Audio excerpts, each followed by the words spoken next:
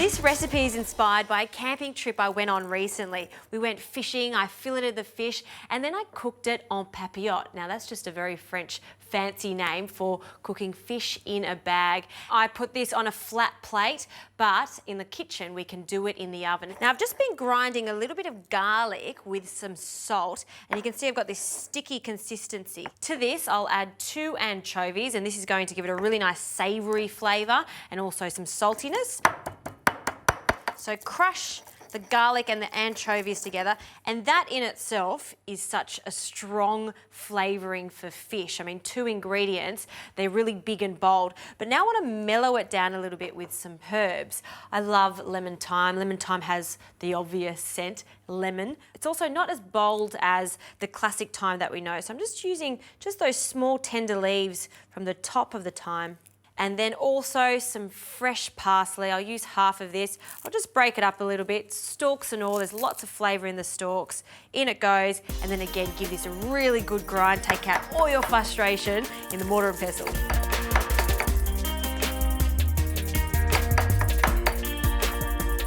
Okay, now that that's ground nicely, we'll add some capers. Now I'm only going to add half of these capers because the rest I'll add as a garnish to the fish. And again, crushing that into a paste. Now I'll just use a spoon to scrape, and then have a look at that.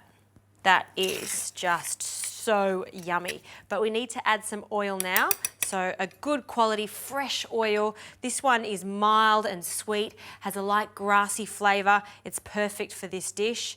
And then mix it up again very gently because you don't want to splash everywhere. And then I might add a little bit more to loosen it up.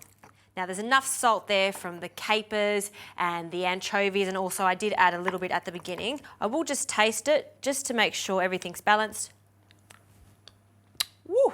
That is so yummy. And those flavours, they're going to go really well with our fish. All right, we'll put that to the side and let's prepare our vegetables. These are fantastic. Look at this. I don't know if you've seen this before, but these are Kalettes. It's a combination of Brussels sprouts and kale. And you can see it's got little fine leaves, purple leaves that are so beautiful.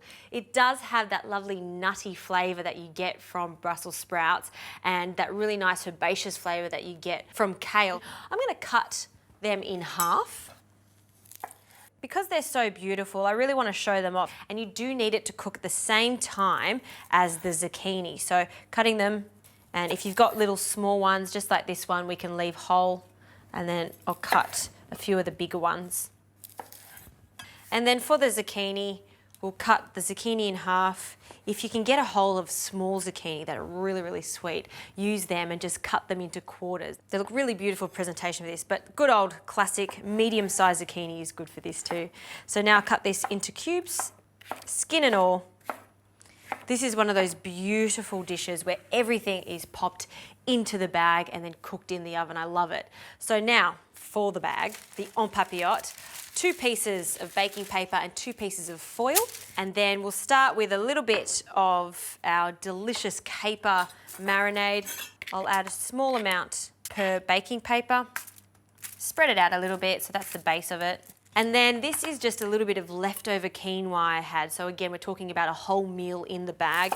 With that, I'll add our zucchini along with our Kalettes and a big spoonful of that marinade. Just give it a mix just to flavour the quinoa, and then we'll just put a nice big amount of that onto each little piece of baking paper, and keeping that in the centre nice and snug because this is almost the bed for our fish. And there are many different types of fish you could steam in this bag. I'm using snapper today, but mulloway works really well. Ling works nicely. Monkfish works nicely too. Make sure you use a really good quality fresh fish, and also take the skin off. It's no good using the skin when you're poaching it in a bag like this. Now for the rest of this marinade, I'll just spread it over the top to flavour the fish. And if you want to do this for a dinner party, which I also have done, you could get all of this prepared, ready to go, wrap it up, pop it on a tray and put it in the fridge, and then just put them in the oven when you're ready to serve them. The last thing I'll add is a few little capers and then a little bit of wine. This is just white wine, a few tablespoons on each piece of fish. This is going to help steam it so it cooks the fish evenly and also cooks the vegetables evenly too. And last but certainly not least, another drizzle of olive oil. That is done. Now I'm just going to wrap this. So bring the two sides of the baking paper together and then crumple it over. And then just fold it like you were wrapping a sandwich and then tuck the sides under. And then that foil is going to act as extra assurance so none of that liquid falls out. So folding the sides in and then bringing it up and then again folding it tightly. Now I'll do the same for the second one, and then this goes onto the tray into the oven, 180 degrees for about 6 to 8 minutes, but of course that will depend on how thick your fish is.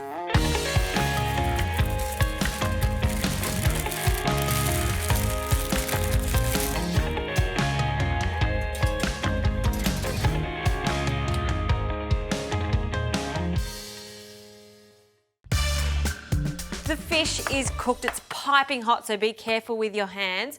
And then what we do, just carefully take it off the tray and pop it on the plate. I mean, I would take that to the table and then everyone has their own parcel and they can open up. It's the theatre of eating, which I love. So just very carefully spread that out and then unwrap the top. Oh, look at that. That looks fantastic. Perfectly cooked fish. You can see all the juices down the bottom, and then I'll just get a spoon just to show you underneath the fish. All the beautiful juices and the kalettes that have cooked down there. It smells fantastic. You know what? It's a dish that looks very simple, but I tell you what, it is packed full of flavour. If you like, you could garnish it. I'm using a little bit of parsley just on the top there.